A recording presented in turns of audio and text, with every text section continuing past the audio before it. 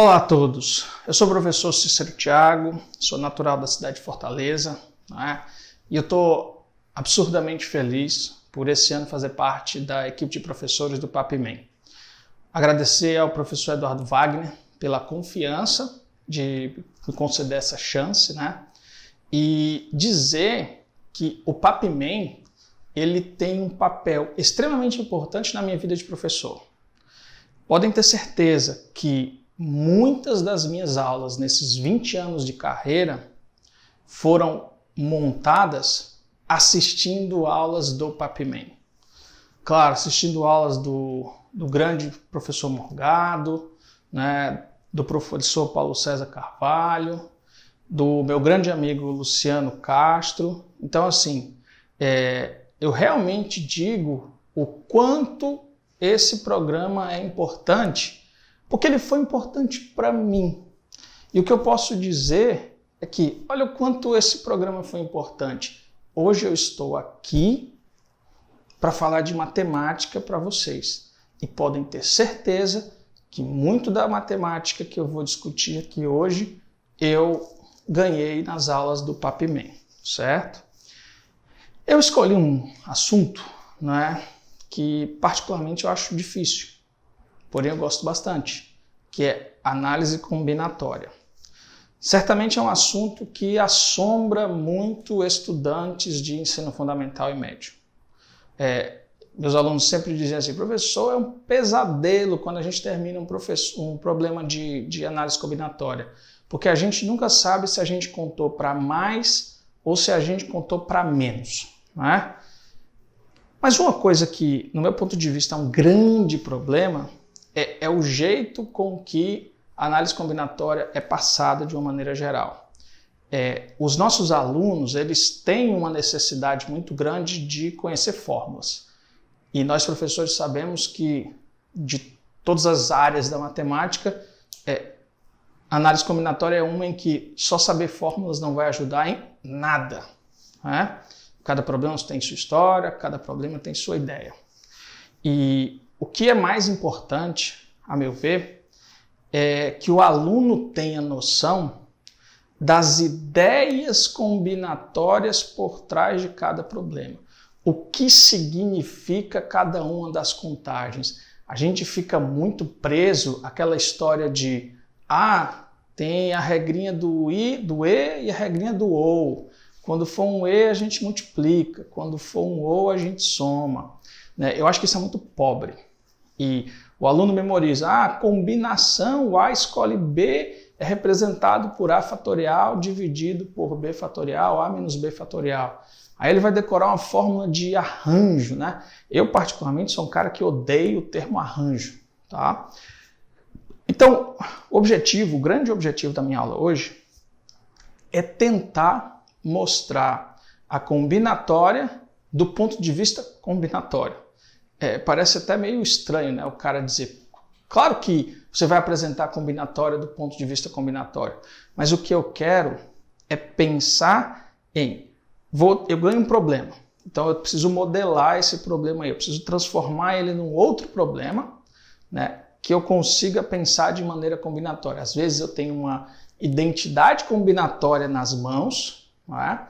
E como é que eu vou resolver? Muitas vezes a gente pensa, vamos resolver de maneira algébrica, né? A gente vai usar a história dos binômios de Newton e a gente vai usar também a história das identidades combinatórias que a gente conhece. Pois é, mas será que a gente não pode modelar a situação para pensar num problema de combinatória que vai ser exatamente a resposta para encontrar o motivo daquela igualdade? Então é isso.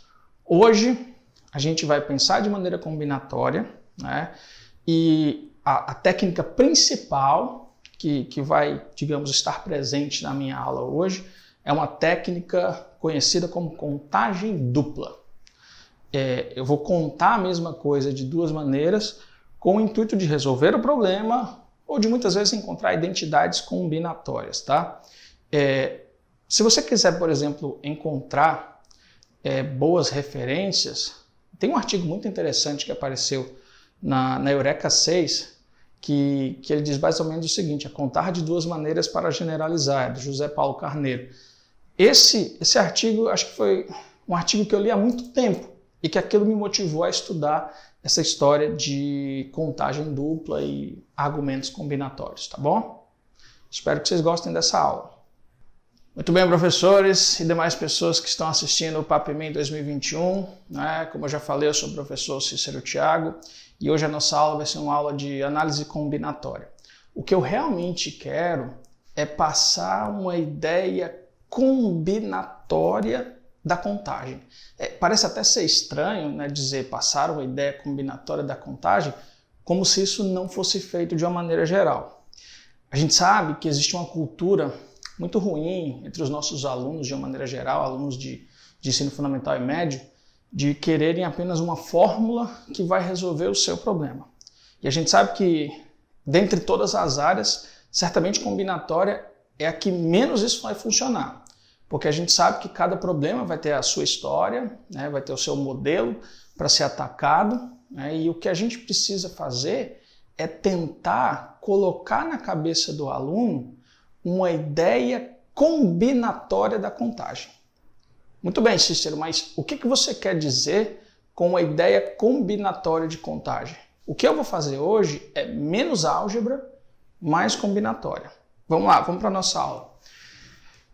Eu vou definir, né, criar esse símbolo, não foi o Cícero que foi criado, esse símbolo já existe, mas esse símbolo matemático que a gente vai ler N escolhe P, ele vai representar o total de subconjuntos com P elementos escolhidos em um conjunto com N elementos, com P entre 0 e N inclusive. Vamos desprezar casos em que, por exemplo, o P é maior do que o N. Nesse caso, o meu binomial seria 0. Mas eu estou dando uma representação combinatória para isso aqui. A gente até sabe, de maneira algébrica, né, como é que a gente vai calcular esse N escolhe P. Mas o meu interesse agora é pensar do ponto de vista combinatório. Eu vou precisar, tá, das técnicas de contagem já existentes em combinatória, o princípio fundamental da contagem, é claro, ele é a base para fazer todos os problemas de combinatória, e usando essas técnicas já existentes, eu vou mostrar, por exemplo, inúmeras identidades combinatórias. Só que o que eu vou fazer? Eu vou fazer uma coisa chamada contagem dupla. Eu vou resolver o mesmo problema de duas maneiras diferentes. Ah, Cícero, então tu vai apresentar duas soluções. Mas o intuito de apresentar essas duas soluções é único. É chegar, por exemplo, em identidades combinatórias. Tá?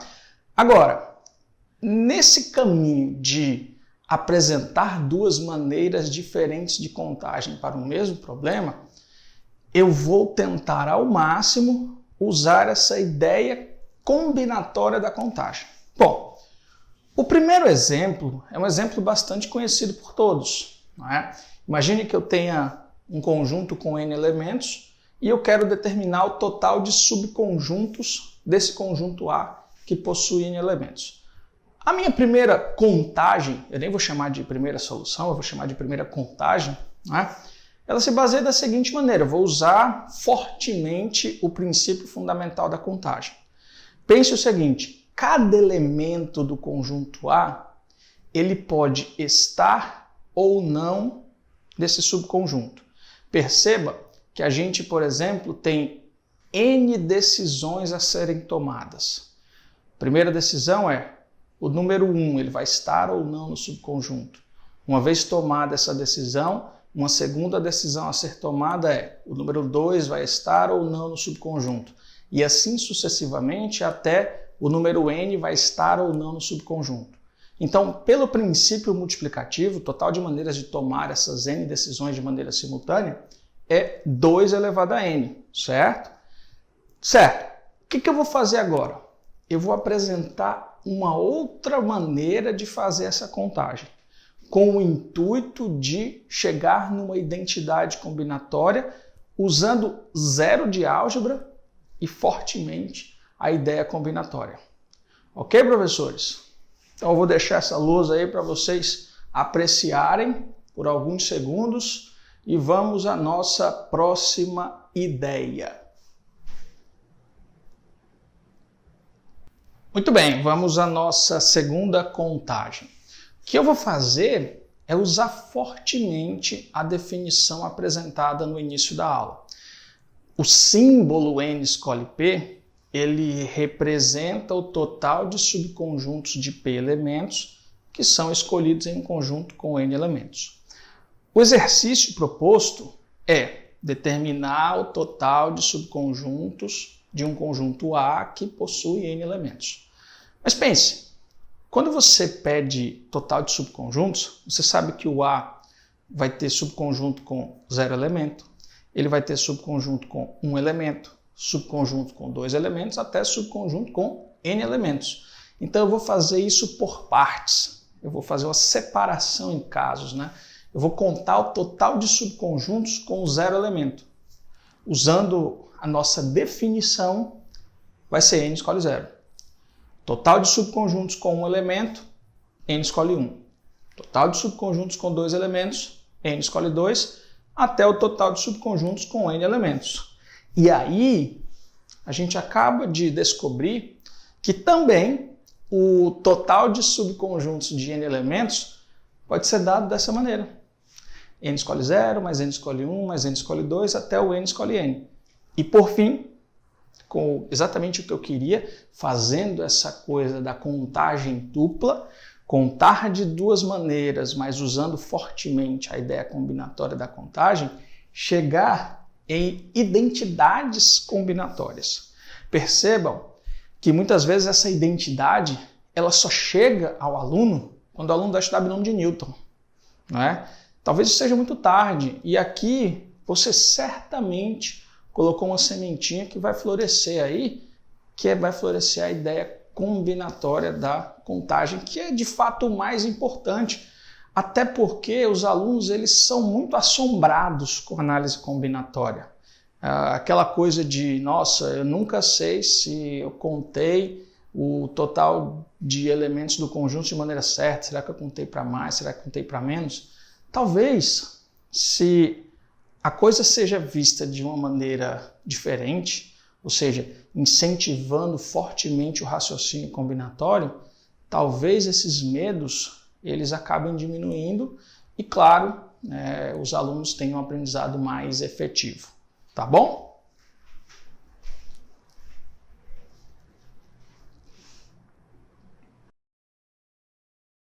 Vamos ao exemplo de número 2. A gente tem uma identidade muito famosa, né? A identidade de Stiefel, ou a relação de Stiefel, que muitas vezes, nos livros didáticos de análise combinatória, só é apresentada quando o aluno vai estudar triângulo de Pascal. Na verdade, é a identidade que vai poder construir esse triângulo, que permite que esse triângulo seja construído.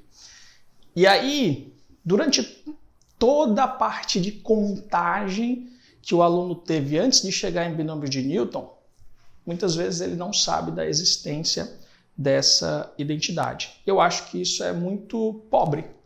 Acho que a gente pode colocar ideias como essa que eu vou apresentar mais cedo no estudo combinatório dos alunos. E claro, mais uma vez falando, vendo tudo do ponto de vista combinatório. Então o que eu vou fazer? Eu vou me agarrar em uma ideia combinatória que vai estar por trás da demonstração dessa identidade. De fato, eu quero provar uma identidade, certo? Mas eu não quero prová-la do ponto de vista algébrico. Eu quero prová-la do ponto de vista combinatório. Então, eu preciso de uma ideia combinatória, de um argumento combinatório que me permita fazer essa contagem de duas maneiras diferentes. Qual é a minha ideia combinatória? Dado um conjunto A com N elementos, determine o total de subconjuntos com P elementos. Peraí, Cícero, mas o total de subconjuntos com P elementos é o que a gente viu lá na definição. Então, é exatamente o que eu escrevi aqui. Na definição dada, esse símbolo N escolhe P, ele representa exatamente o total de subconjuntos de P elementos que foram escolhidos em um conjunto com N elementos, certo? Mas agora eu vou fazer uma segunda contagem. Percebam agora que dentre esses subconjuntos com P elementos, alguns deles terão o número 1, como sendo um elemento pertencente. E os outros serão subconjuntos de elementos em que o 1 não pertencerá, em que o número 1 não pertencerá. Então eu vou fazer a separação em dois casos disjuntos. No primeiro caso, eu vou contar o total de subconjuntos de elementos, mas que o 1 certamente é um desses elementos. Então eu já vou pegar o 1 e coloco lá no meu subconjunto.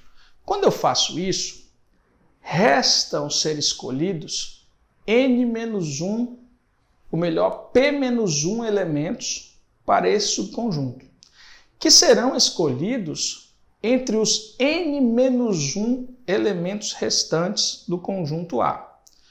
Então, o que eu quero fazer agora é formar um subconjunto que vai ter p-1 elementos, porque o 1 já está lá, e esses p-1 elementos serão escolhidos em um conjunto novo agora, que vai ter n-1 elementos. Então, de novo, usando a nossa definição inicial, o total de subconjuntos em que o 1 é um elemento pertencente vai ser n-1 escolhe p-1.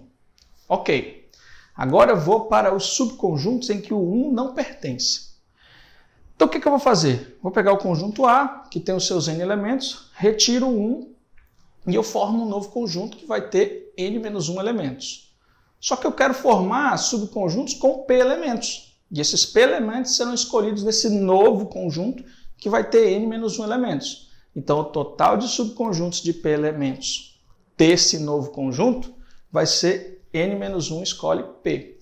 Se eu somar esses dois números aqui, eu tenho exatamente o total de subconjuntos com p elementos. Aqueles em que o 1 pertence e aqueles em que o 1 não pertence. E aí a gente ganha mais uma identidade, né? Que é exatamente a identidade de Stiefel. E que é muito tarde ensinada apenas quando o aluno está estudando o triângulo de Pascal, vendo o binômio de Newton. Perceba o ganho que ele vai ter em ver isso um pouco antes, dentro da parte de contagem da análise combinatória. Ok?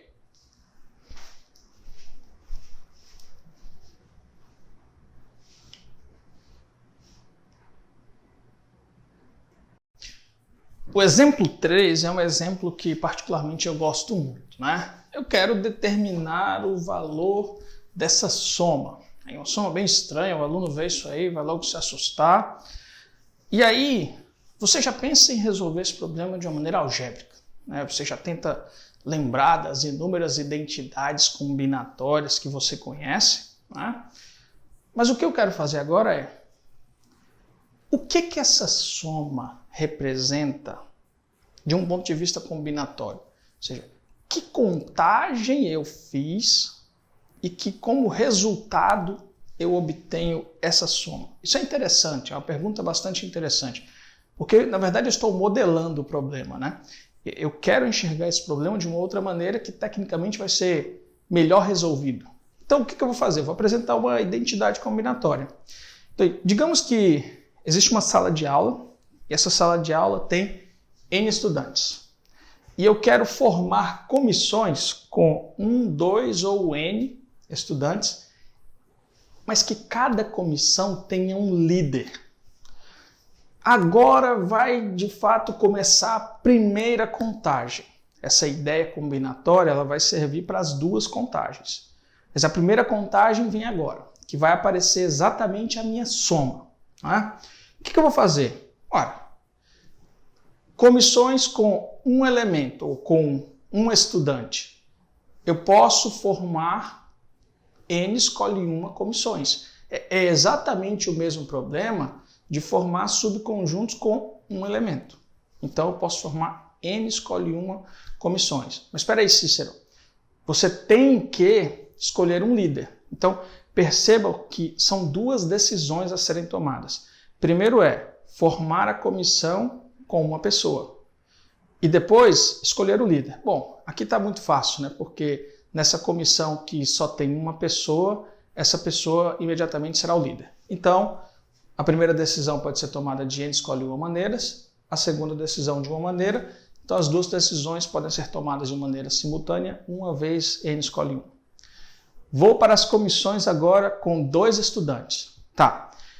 Agora, a minha primeira decisão a ser tomada é escolher 2 estudantes em um grupo com n estudantes. Isso pode ser feito de n escolhe 2 maneiras. Tá?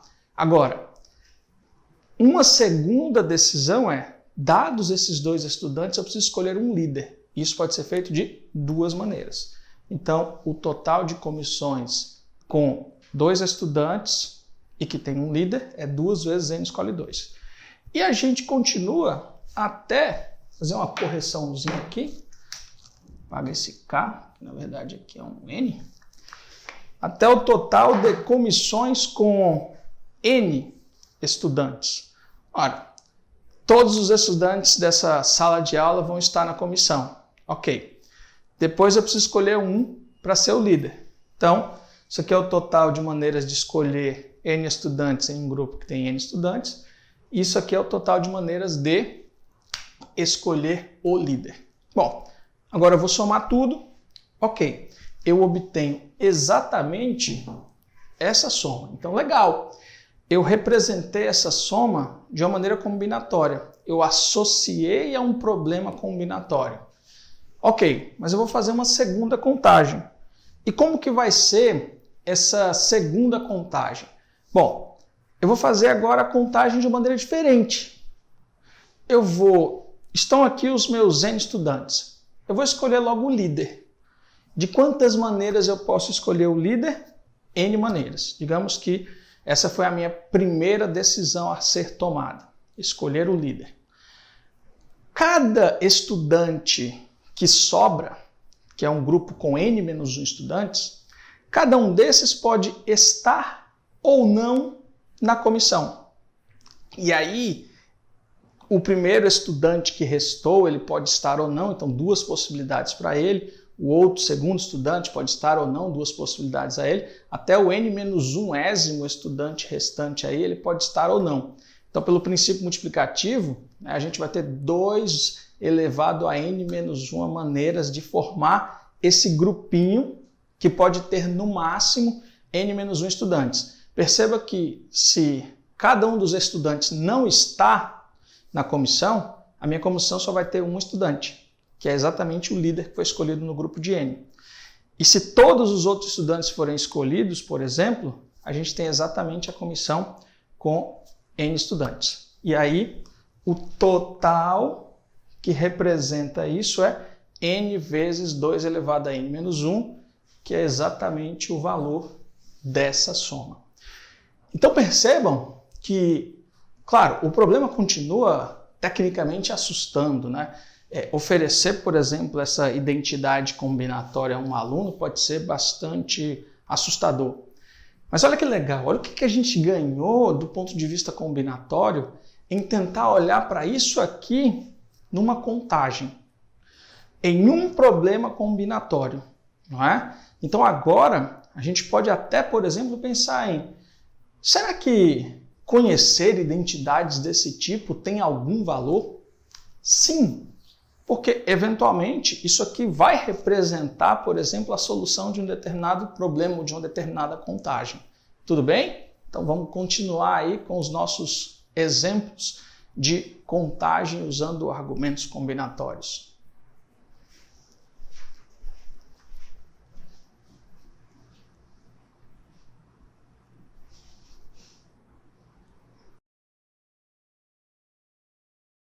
Muito bem, vamos ao nosso exemplo de número 4. Meu desejo é provar essa identidade combinatória, né? N escolhe 0 ao quadrado, mais n escolhe 1 ao quadrado, mais n escolhe n ao quadrado. Isso aí vai ser igual a 2n escolhe n.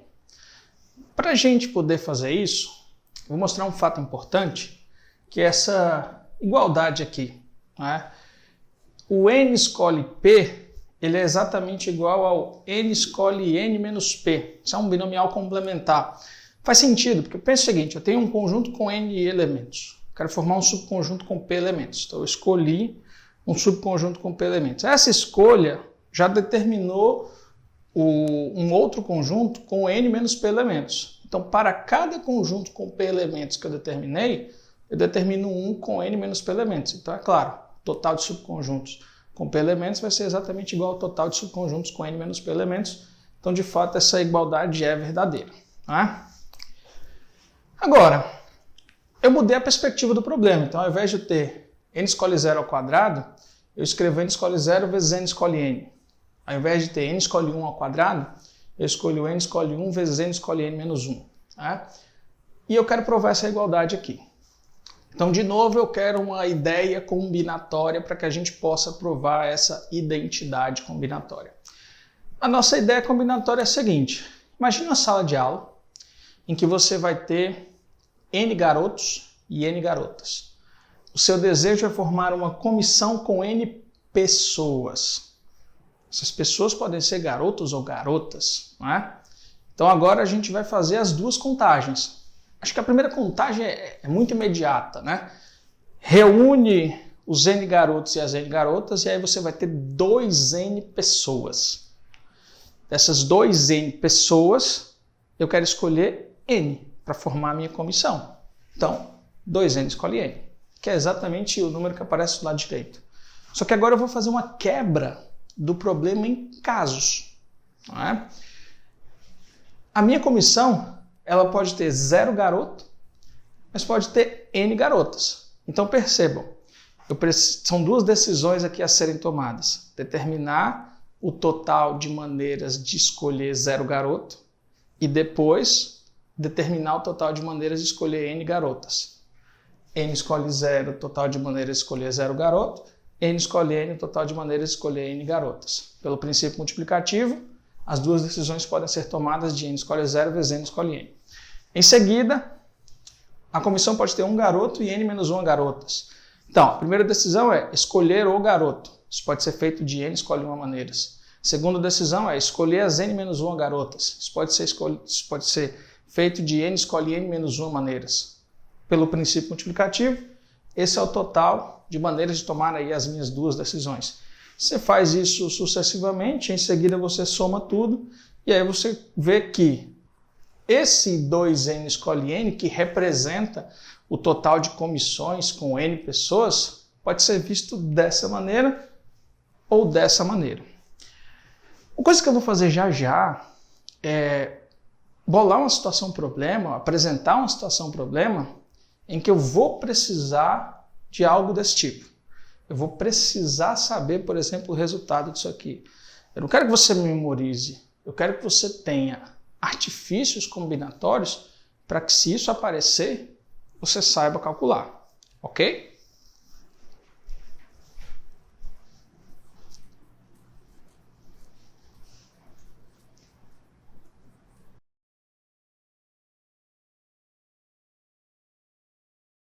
Muito bem, vamos ao nosso exemplo 5. Esse exemplo 5 eu gosto porque eu retirei de um determinado livro didático em que ele é apresentado logo no início do livro, quando o autor está falando de princípio multiplicativo. Então o aluno só sabe, até aquele momento, o princípio multiplicativo, certo? O que eu vou fazer é resolver o problema de duas maneiras diferentes, né? Apresentando duas contagens para a mesma coisa, ou seja, para o mesmo objeto, né? Ou para o mesmo problema. Bom, o problema é esse aqui, ó. Caminhando sempre para a direita ou para cima, sobre a rede dessa figura aqui, né? De quantas maneiras um homem pode ir do ponto A até a reta BC? Ele quer ir para a reta BC. Muito bem. Vou fazer a minha primeira contagem. O que eu digo aqui é que para sair de A e chegar na reta BC, para chegar em qualquer ponto da reta BC, ele vai ter que dar 8 passos, em que cada passo ou é para cima ou é para a direita. Por exemplo, para chegar em B, ele vai dar 8 passos para cima. Para chegar nesse pontinho bem aqui, ele tem que dar 7 passos para cima e 1 para a direita. Para chegar nesse pontinho bem aqui, ele tem que dar 6 passos para cima e 2 para a direita. De tal forma que, independente para qual ponto ele vai, e não me interessa em que ponto ele vai terminar, me interessa que ele termine na reta BC ou no segmento BC, né? Ele vai ter que dar 8 passos e cada passo pode ser dado de 2 maneiras diferentes, ou para cima ou para a direita. Então, pelo princípio multiplicativo, o total é 2 elevado a 8. E essa é a solução que o autor gostaria que o aluno tivesse naquele momento. Mas veja bem, e se o aluno tivesse pensado de maneira separada? Se ele contasse o total de maneiras de chegar em B, mais o total de maneiras de chegar nesse ponto, mais o total de maneiras de chegar nesse ponto, e essa será a nossa segunda contagem, ainda para a solução do problema. Tá bom?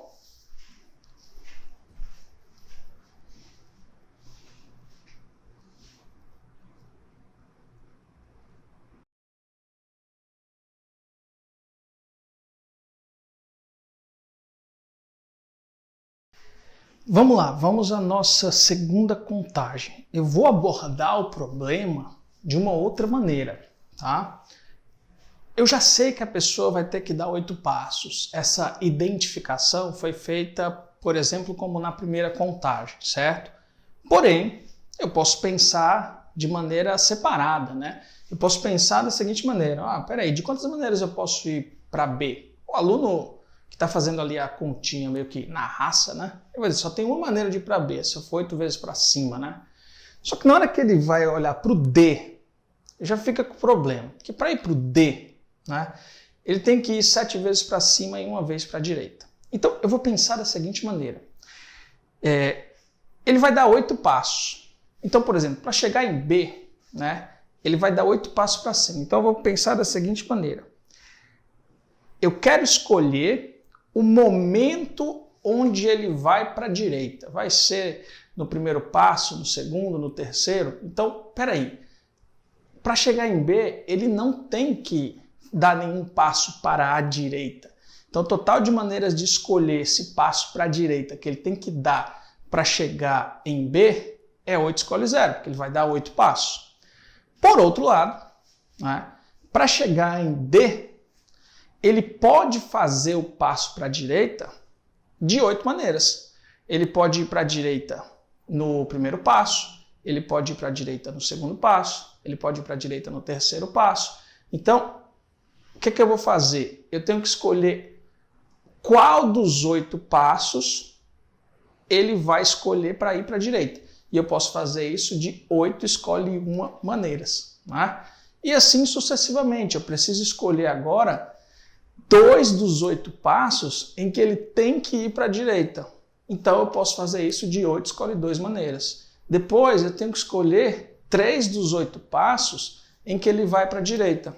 Isso pode ser feito de 8 escolhe 3 maneiras. E assim sucessivamente, eu tenho que escolher 8 dos 8 passos em que ele vai para a direita, para chegar em C. Isso pode ser feito de uma maneira, que é exatamente 8 escolhe 8.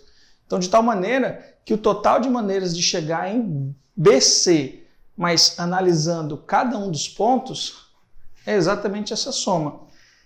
Só que a gente já sabia, lá do primeiro exemplo, que essa soma aqui é 2 elevado a 8, não é? Que é uma coisa que o aluno vai ver, por exemplo, a ideia do binomial, quando ele está estudando combinação, e a possível igualdade com isso aqui, ele só vai enxergar quando ele estiver lá no triângulo de Pascal.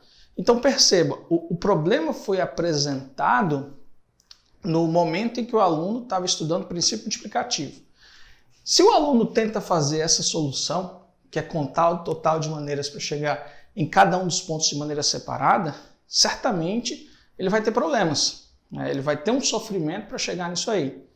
E se o autor apresentou esse exercício na parte de princípio fundamental da contagem, é porque certamente ele gostaria que o aluno tivesse raciocinado da primeira maneira. Tá bom? Então, agora a gente vai para mais um exemplo.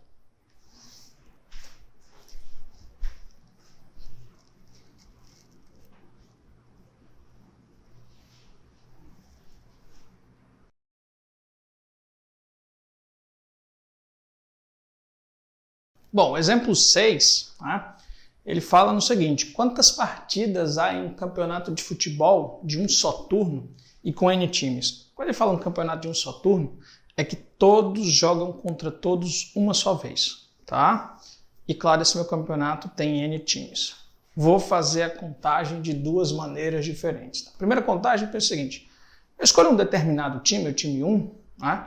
E claro, ele vai enfrentar os outros N-1 times nesse campeonato.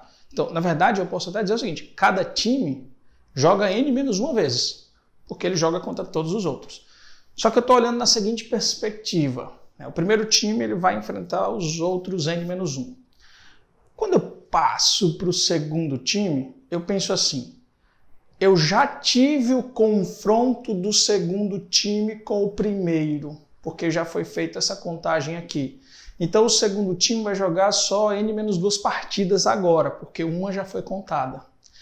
Aí eu vou para o time 3. Ora, o time 3, ele já jogou com o time 1 e já jogou com o time 2. Então ele vai jogar ainda N-3 partidas. O time N-1, ele já jogou contra os N-2 times acima, não é? Então ele vai jogar mais uma vez. Bom, e o time N já jogou com todo mundo aqui acima. Portanto, o total de jogos desse campeonato, né, com N times em turno único, em que todos se enfrentam contra todos uma única vez, é essa soma aqui, 1 mais 2 mais 3 até N-1. Né? A famosíssima soma de Gauss. Né? Só que na segunda contagem, eu vou usar um argumento combinatório, né? Um argumento que a gente viu hoje.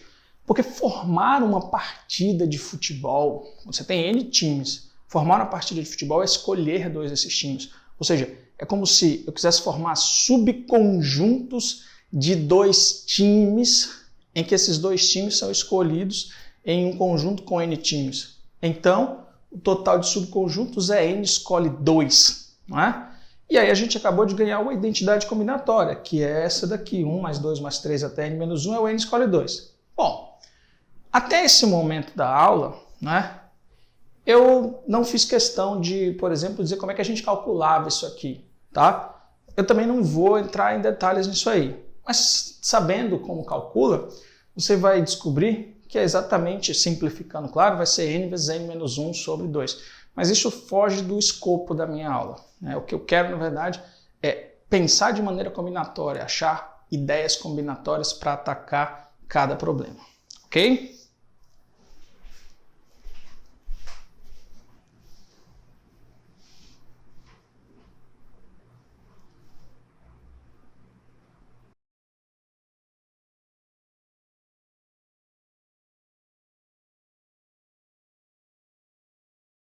Muito bem, né? Vamos ao nosso exemplo 7, que a gente vai dar uma subida considerável de nível. Eu vou precisar de um resultado que eu já conversei com vocês hoje, tá? Mas eu também vou precisar de uma técnica chamada permutação com elementos repetidos, né? Não foi algo discutido aqui, mas eu vou pegar assumir que a gente já sabe esse resultado, tá? O problema é o seguinte: Esmeralda passeia pelos pontos de coordenadas inteiras do plano. Se num dado momento ela está no ponto AB, com um passo ela pode ir para um dos seguintes pontos: o A mais 1B, o A menos 1B, o AB mais 1 ou o AB menos 1. De quantas maneiras a Esmeralda pode sair do ponto 00, nossa origem, e andar 2008 passos, terminando na origem, ou seja, no ponto 00. Vamos entender essa configuração de passos, né?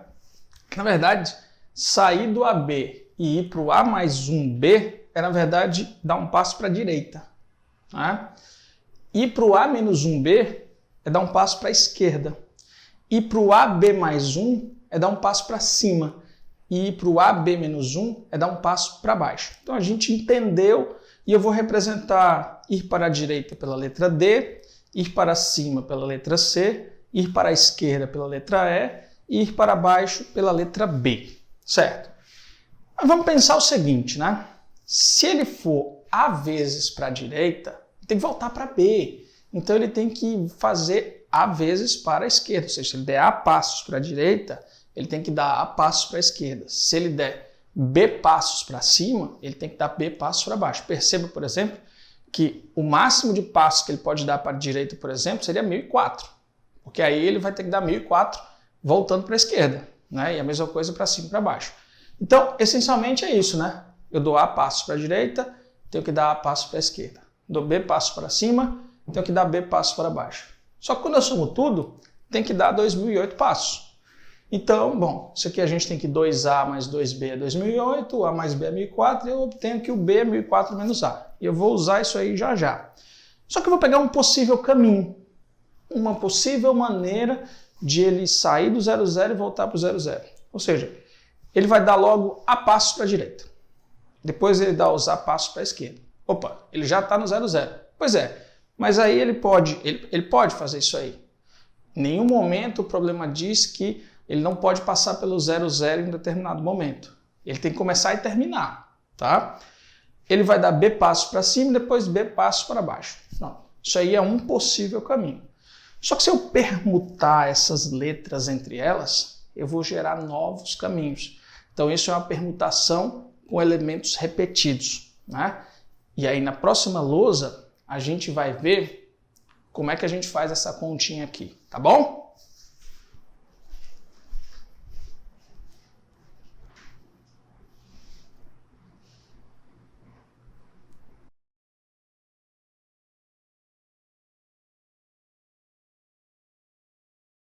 Então, muito bem, né? Vamos terminar aí o nosso exemplo de número 7. Bom, isso aqui representa exatamente, né, o total de permutações com elementos repetidos. Lembra que eu tinha A, letras D, A, letras E, B, letras C e B, letras B.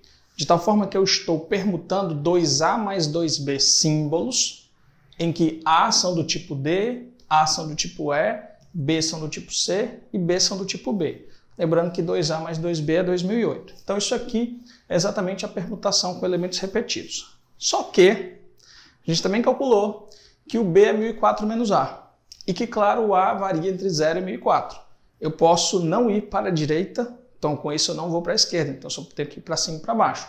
E eu vou no máximo 1004 vezes para a direita e 1004 vezes para a esquerda. Bom, então o que eu vou fazer? Vou fazer uma soma. Porque, por exemplo, se o A for 0, a gente vai ter 0 fatorial vezes 0 fatorial ao quadrado, aí o B vai ser 1004. Então 1004 fatorial vezes 1004 fatorial. Então a gente vai ter isso aqui, ó. Aí depois a gente tem quando o A for 1, depois quando o A for 2, até quando o A for 1004. Só que o que eu vou fazer? Vou colocar o 2008 fatorial em evidência. E aí, claro, a gente vai obter isso aqui. Aí eu vou fazer um truque espertinho, né, que é o que vai nos dar a nossa parte final da solução. Eu vou multiplicar e dividir por 1004 fatorial ao quadrado. Só que o 1004 fatorial ao quadrado que vai aparecer no numerador, eu vou distribuir entre essas frações aqui, como está lá. Só que eu já usei propriedade de potência, né? Porque vai aparecer 1004 fatorial ao quadrado em cima, e aí eu já uso propriedade de potência e coloco o expoente 2 reservado ali, né? Eu separo o expoente 2. Bom, aí o que acontece? Eu obtenho aquela soma ali. Mas espera aí, que soma é essa daqui? 1004 fatorial dividido por 0 fatorial vezes 1004 fatorial é o 1004 escolhe 0. Esse aqui é o 1004 escolhe 1, esse aqui é o 1004 escolhe 1004. Só que essa soma a gente calculou hoje. Vai ser o 2 vezes 1004 escolhe 1004. Então vai ser o 2008 escolhe 1004, claro, vezes isso aqui. Então é um problema com um grau de dificuldade bem maior, mas eu o fiz, né? Ah, Cícero, mas esse problema não teve uma ideia de contagem dupla. Verdade. Será? E para calcular isso aqui, tá? Então, a ideia da contagem dupla, ela está meio que subliminar, né? Eu precisei, para calcular isso aqui, um exemplo lá atrás, tá bom? Então vamos continuar a nossa aulinha.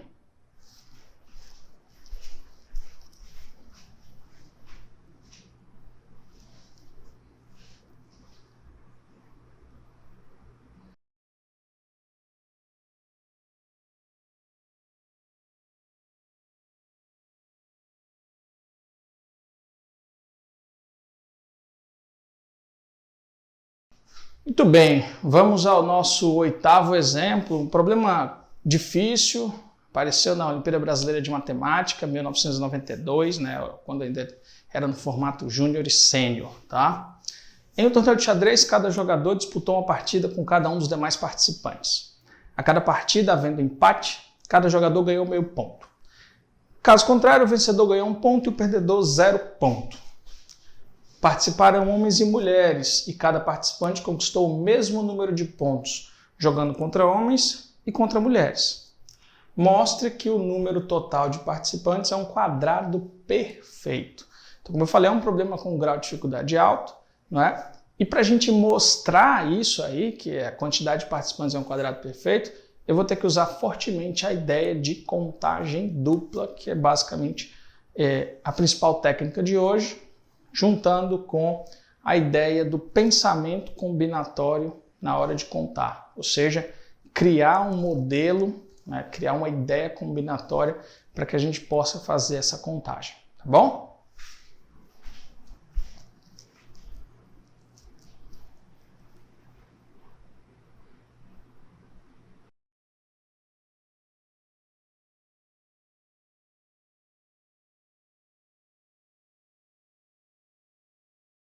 E então, vamos à solução, né? Um bom problema.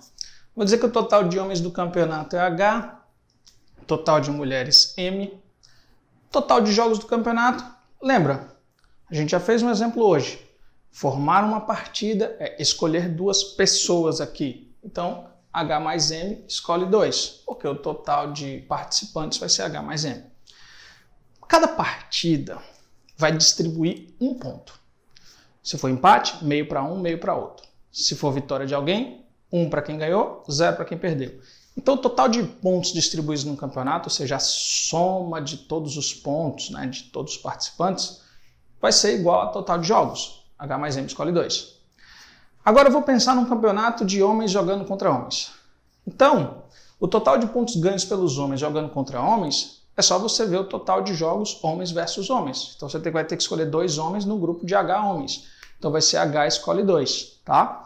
Então, só que ele disse que o total de pontos conquistados pelos homens jogando contra os homens é igual ao total de pontos conquistados pelos homens jogando contra as mulheres. Portanto, na minha conta lá no final vai aparecer outro H escolhe 2. Agora eu vou pensar num mini campeonato mulheres versus mulheres, né? O total de pontos ganhos pelas mulheres jogando contra mulheres vai ser M escolhe 2, que é exatamente o total de jogos, né, mulheres versus mulheres. Só que o total de pontos conquistados pelas mulheres jogando contra mulheres é exatamente igual ao total de pontos conquistados pelas mulheres quando jogam contra os homens, né? Então vai aparecer outro M escolhe 2. O que eu vou contar nesse problema? Qual o total de pontos distribuídos no campeonato? É aí que eu vou fazer a contagem 2 vezes. Bom, a gente já sabe que é H mais M escolhe 2, porque é exatamente o total de jogos, então vai ser o total de pontos distribuídos, só que agora eu vou contar de outra forma, né?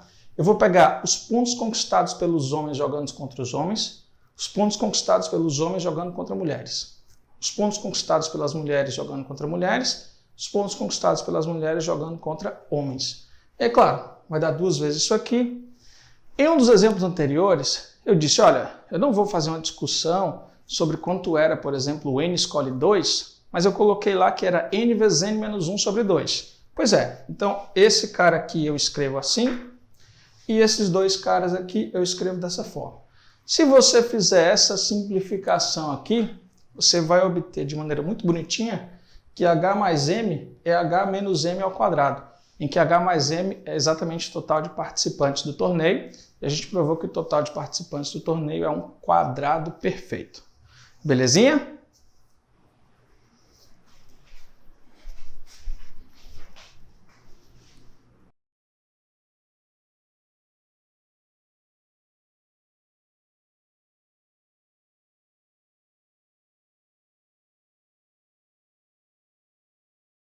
Muito bem, professores. Infelizmente, estamos chegando ao fim da nossa aulinha de análise combinatória. Primeiramente, eu espero que vocês tenham gostado, né, do tema escolhido e, claro, dos exemplos escolhidos. É sempre muito importante pensar com muito cuidado os exemplos que você vai colocar na sua aula. Preparar a aula é de extrema importância, não é? O aprendizado dos nossos alunos passa pela montagem da aula. Então, assim, eu pensei com muito carinho nos exemplos escolhidos. Eu espero que, de alguma forma, essa aula cause um impacto positivo na vida de vocês e que ajudem vocês a montar suas aulas, ou pelo menos que joguem uma sementinha aí para que você ganhe ideias montando suas aulas, tá? Bom, eu queria só falar um pouquinho mais do meu trabalho, tá? Eu tenho um canalzinho de YouTube, né, que se chama Raio Ki, que é a letra grega que é exatamente o nosso X, né? Então a ideia seria uma matemática no raio X. Então a ideia é mostrar meu trabalho, tá, para vocês e dizer que eu estou muito feliz por estar aqui hoje, né, conversando de matemática com vocês. Uma gratidão imensa ao professor Wagner por ter confiado, né, no meu trabalho. E eu volto a dizer, o Papman, ele teve um papel extremamente importante para que eu construísse esses 20 anos de sala de aula que eu tenho, né? Eu assisto todos os anos, durante muitos anos eu comprava os DVDs do Papman, então assim, acreditem, esse projeto é de extrema importância, tá, para a nossa formação de professores. Outra coisa importante é, professor, a formação continuada é muito importante. Esteja sempre querendo aprender, seja uma pessoa inquieta, de estar querendo aprender sempre, ler novos livros, procurar novos problemas, né, não ficar, por exemplo, preso àquela ideia todos os anos, né? Então, assim, o mundo está mudando, a maneira com que a matemática está sendo ensinada na sala de aula, ela vem passando por transformações. E claro que para que a gente esteja envolvido com essas transformações, a gente precisa estar sempre inquieto e aprendendo e buscando novos aprendizados, tá? E claro, um desses lugares onde você pode buscar esses aprendizados são as aulas do Papman, tá? De novo, espero do fundo do coração que vocês tenham gostado. Foi montado com muito carinho essa aula, tá? Como eu falei, os exemplos foram escolhidos assim a dedo. Eu passei horas pensando no que falar, né? E que essa aula de alguma forma cause um impacto positivo na vida de vocês, como muitas das aulas do Papman me causaram um impacto positivo, né? Contando só uma historinha aqui, eu sou muito fã, né, os meus alunos sabem disso, do polinômio interpolador de Lagrange, né? A ideia do polinômio. Eu aprendi polinômio interpolador de Lagrange numa aula lá atrás do grande professor Morgado. E o jeito com que eu ofereço aos meus alunos, ou apresento aos meus alunos a ideia do polinômio interpolador de Lagrange, eu aprendi em uma aula do Papman do grande professor Morgado. Então é isso aí, né? Desejo que esse ano seja muito melhor do que o ano anterior, e vai ser. E esse é um meio de comunicação que vocês podem ter comigo, tá? Pessoal, muito obrigado e até um próximo Papman.